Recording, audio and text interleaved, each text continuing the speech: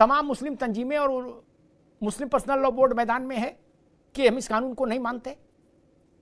और जिस संविधान की किताब को हाथ में लेके सब लोग चलते हैं आजकल, क्योंकि ये भी एक नई रवायत है कि संविधान की एक किताब छोटी वाली जेब में रखते हैं, उसी संविधान की ये मर्यादा है कि संसद के द्वारा पारित और राष्ट्रपति के द्वारा स्वीकृत कानून पूरे देश के लिए बाध्यकारी होता है। नहीं, उसे मानने और ना मानने की मर्जी नहीं होती कि हम रिजेक्ट कर रहे हैं। हाफिज नूर अहमद अजहरी साहब, मैं अर्ज ये कर रहा था कि अमिताभ जी को अपनी सहमति असहमति जताने का अधिकार है। कानून बनने से पहले ही तमाम लोग विरोध कर रहे थे, कानून बनने के बाद विरोध नहीं किया, विरोध तो पहले से चला आ रहा।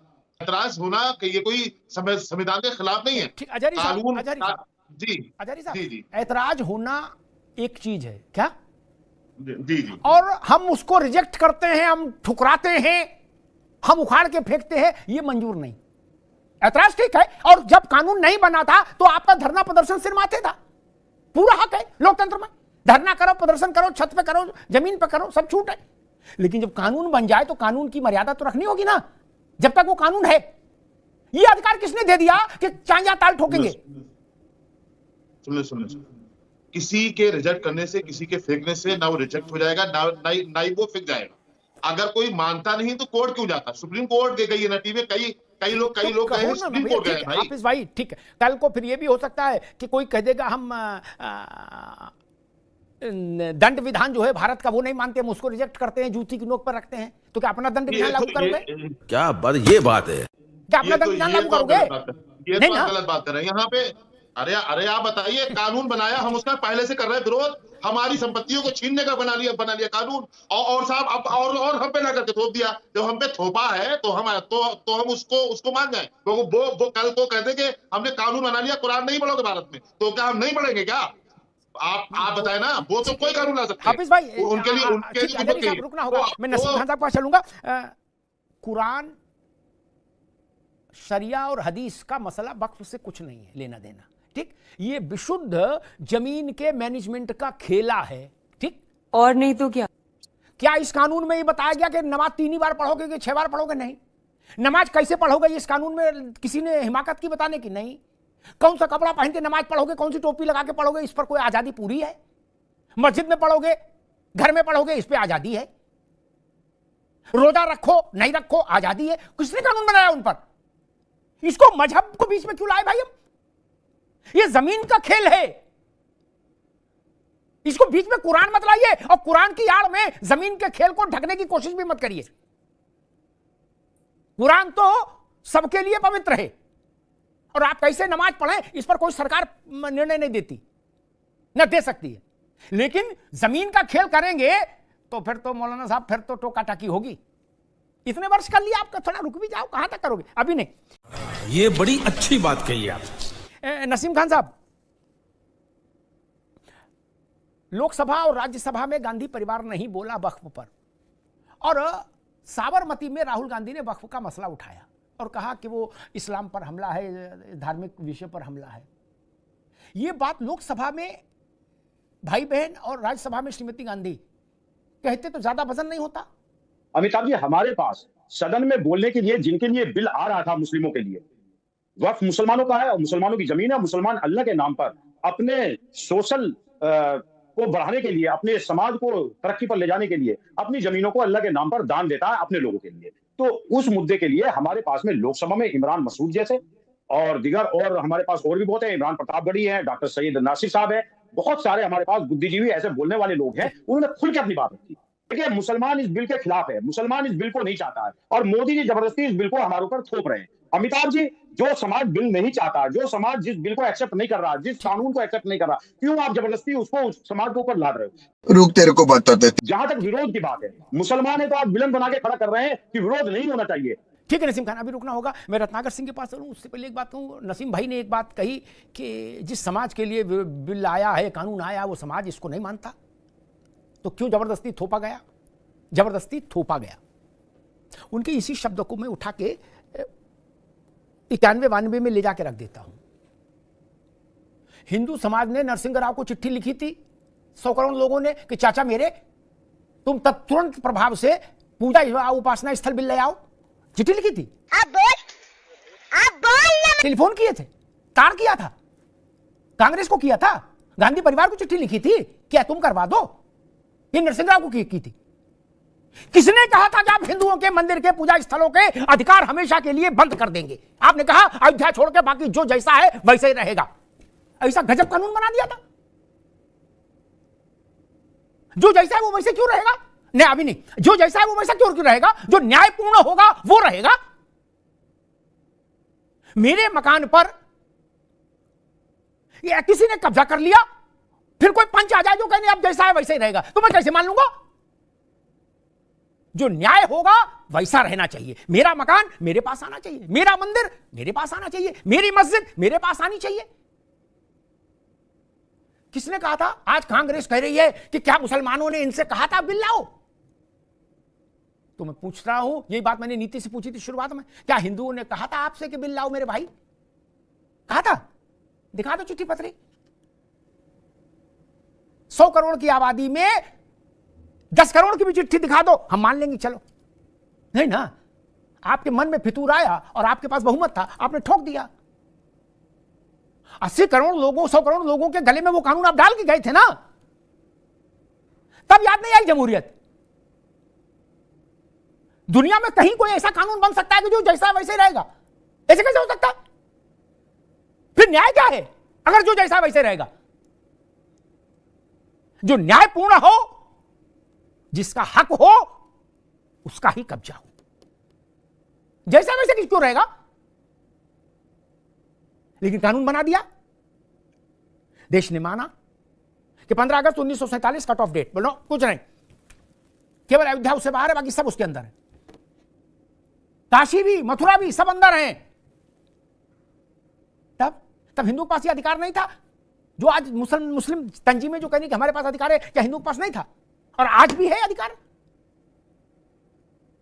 मैं वही कह रहा हूं कि 100 करोड़ लोगों में अगर हल्की सी भी हलचल हुई और उसका 1% आदमी भी सड़क पर उतरा तो क्या तस्वीर बनेगी? इस बात को भी ध्यान में हमको रखना चाहिए। रुक जाइए मौलाना साहब, 100 करोड़ में 1% भी उतरा अगर तो 1 करोड़ आदमी होगा, ये ध्यान रखना चाहिए। ये बड़ी अच्छी बात कही आप। अजहरी साहब, कोई सरकार, कोई सूबाई हुकूमत ये कैसे कह सकती है कि हम अपने यहां कानून लागू नहीं होने देंगे? ये कोई घर का खेल है क्या? पहले ऐसा बवाल जम्मू कश्मीर में था, 370 हट गए, अब वहां भी सीधा है। हिंदुस्तान का कोई सूबा ये कैसे कह सकता है कि हम हिंदुस्तान की संसद के द्वारा पारित कानून को अपने यहां नहीं लागू होने देंगे, दरवाजा बंद कर लेंगे? ये कोई बच्चों का खेल है क्या?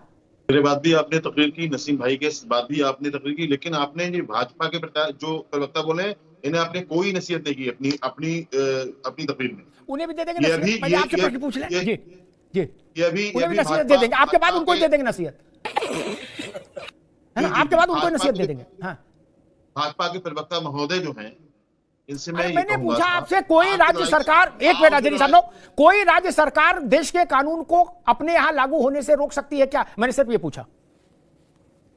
देखिए सरकार क्या कर सकती है? वो जो ममता बनर्जी के बयान की शायद कर रहे हैं बात। जी हाँ, ममता बनर्जी के बयान की बात है। ममता बनर्जी के किसी प्रवक्ता से पूछें, वो लोग विधानसभा में करेंगे तय कि हम इसके लिए क्या कर सकते हैं क्या नहीं। उन्होंने खुले हुए लफ्जों में वक्फ बिल समर्थन करने वालों के खिलाफ बोला है, हम उनका स्वागत करते हैं। दूसरी बात यह है कि और जो भी हो, जिन लोगों ने भी ये जान करके भी, जिन पार्टियों के सदस्यों ने सदन में खड़े होकर के वो जानते थे कि हम हार जाएंगे, हम जीतेंगे नहीं क्योंकि बहुमत में नहीं है, और सत्ता और पावर और बहुमत का दुरुपयोग करने वाले लोग बैठे हुए हैं, वो लोग किसी हाल में मानने वाले नहीं है। तो ऐसी सूरत में मैं उन सब लोगों का स्वागत करता हूं, सैल्यूट करता हूं, जिन लोगों ने ये जानते थे कि हार जाएंगे लेकिन योद्धाओं की तरह जालिमों के सामने खड़े रहे। अभी बदत है भाई, अभी बदत है। संभल में एक वक्फनामा पेश किया गया डिस्ट्रिक्ट मजिस्ट्रेट के ऑफिस में। सब लोग धैर्य से सुनेंगे, मेरी गुजारिश है। संभल शहर 5 स्क्वायर किलोमीटर का है और उसमें वक्फ कर दी गई जमीन 7 स्क्वायर किलोमीटर। क्या? जितना शहर का रकबा नहीं उससे ज्यादा की। और किसी अब्दुल समद के अरबी में दस्तखत, वो अब्दुल समद ने कर दी, जमीन हमारी है। डीएम को शक हुआ कि इतना, अजहरी साहब अब नहीं आ पाएंगे, डीएम को शक हुआ कि इतना रईस आदमी तो नवाब हैदराबाद की तरह से होता, इसका तो इतिहास में जिक्र होता कि संभल में कहां चुपचाप पड़ा रहा। बाजिद अली शाह के बराबर का है जो 7 वर्ग किलोमीटर दान कर दिया। डीएम ने कहा जांच करा लो, जांच में निकला फिस, बोले एफआईआर कराओ। उनके नाती पोते गिरे आके बोले हुजूर माई बाप बख्श दो, हम तो खुद रेड़ी लगा के जीवन पाल रहे हैं, हमारे पास कहां जमीन रखी जो हम वक्फ कर देंगे। तब उनको क्षमा मिली। अंडा बेचने वाला 4 किलोमीटर दान कर दिया, मूंगफली बेचने वाला 10 एकड़ दान कर दिया। अरे भाई साहब यहां LIG मकान बनवाने को जमीन नहीं मिल रही आदमी को। दोनों बातें तो एक साथ नहीं हो सकती। आप कहो हम गरीब भी हैं और फिर कहो हमने लाखों एकड़ जमीन दान कर दी।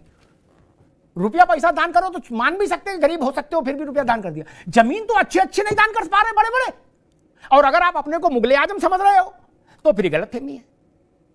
मुगल भी गए, अंग्रेज भी गए, इसलिए आप उस चक्कर में ना पड़ो कि वो जमीन हमारी थी। ना ना, मुगलों को हमने भगाया तो मुगलों के सारे राइट खत्म, ठीक।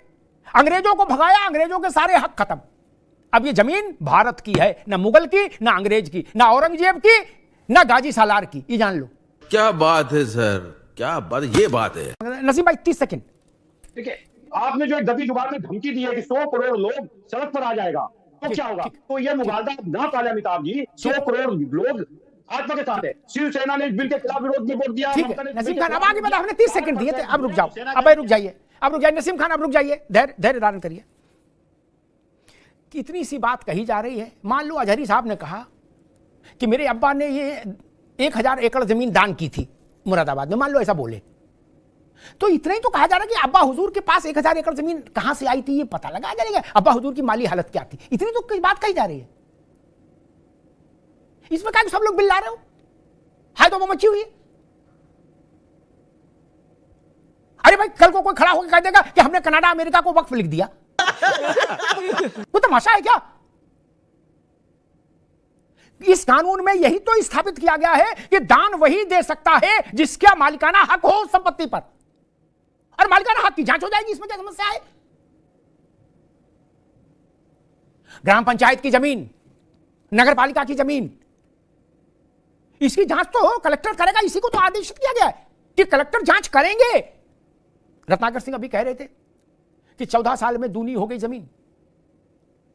एक बात तय कर लें अजहरी साहब, all India Muslim personal law board, Jamiat Ulema Hind, ये सब लोग तय कर लें, बैठ के एक मीटिंग कर लें, गो चुपचाप। या तो ये ना कहो कि मुसलमान गरीब से गरीब होता जा रहा है, और अगर मुसलमान गरीब से गरीब होता जा रहा था तो ये जमीन 14 साल में दूनी कैसे हो गई। कुछ ना कुछ तो गड़बड़ जरूर है। अब तो औरंगजेब भी नहीं है, तैमूर भी नहीं है, बाबर भी नहीं है, जिले इलाही मां बदौलत कोई है नहीं। कहां से आई जमीन, कहां से आई जमीन, कौन दान कर रहा है। लखनऊ में कौन इतना बड़ा आदमी है जो 10-20-50 एकड़ दान दे जाए। कहां से आ रही जमीन। अब बस जहां से आ रही है वही खोजना कानून का काम है, इसमें नाराजगी क्यों।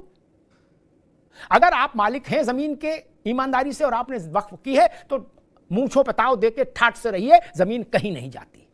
वक्फ की जमीन वक्फ की ही रहेगी जो राजस्व के रिकॉर्ड में दर्ज है और देने वाला वैलिड आदमी है, उसके पास उसका हक था संपत्ति का। इसके अलावा नसीम भाई, इस कानून को जितना मैंने पढ़ा है उसके आधार पर कहता हूं, इसके अलावा किसी भी विधि से ढंग से वक्फ में आई जमीन वापस जा सकती है, ये तय जान लीजिए। तू समझा। हाँ दोस्तों, वीडियो अंत तक देख ली तो अच्छी